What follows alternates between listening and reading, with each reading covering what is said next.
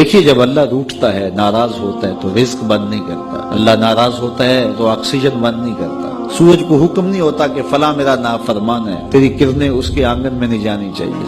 چاند کو منع نہیں کیا جاتا، فلاں کے آنگن میں چاندنی نہیں بکھیرنی۔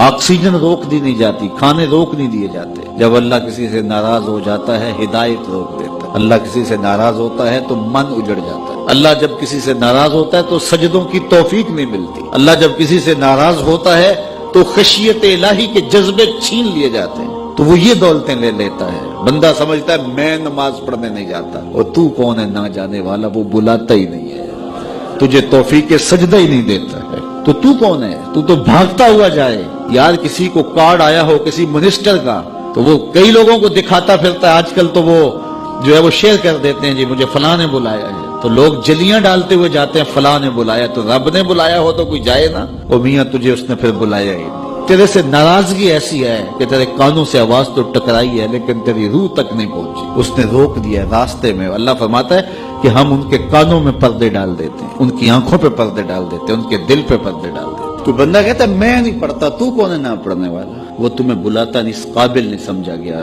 کیونکہ تو نے اس کے حکموں سے منہ موڑا، اس کی فرما برداری کو چھوڑا، تو پھر اس نے بھی تجھے راندہ درگاہ کر دیا، اور بھٹکتا پھر سویر سے لے کر شام تک کس کس کو سلوٹ کرتا ہے، لیکن تجھے توفیق نہیں ہوگی اس کی حضور سجدہ ریزی کی۔ اگر کوئی نماز نہیں پڑھتا، کوئی سجدہ ریزیاں نہیں کرتا، اللہ کے حضور جھکنے کی اگر کسی کو عادت تھی تو وہ مت سمجھے کہ میں نہیں کرتا۔